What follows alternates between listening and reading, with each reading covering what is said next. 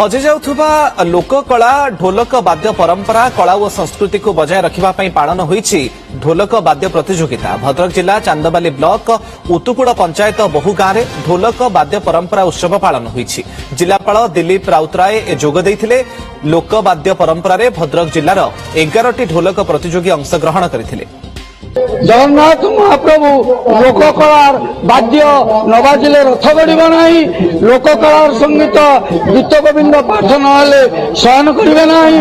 तेणु यह विलुप्त है बेले आम समग्र ओडिशार प्रचेषा रखीचु यह जाग्रत हो ये लोककला बंची रही। ओडिशा रे वर्तमान जो बड़ी भाव में लोककला लोकवाद्य लोप होगा बसी से समय एभली एक अभिनव प्रयास ये ए वर्ष पंचम तक वार्षिक उत्सव एवं से लोकवाद्य को प्रोत्साहन दवाई स्पेशली ढोलक को से आज पंचम वर्ष पदार्पण करिसेंती। तेणु ये जो प्रचेषा निश्चित भाव में स्वागत योग्य।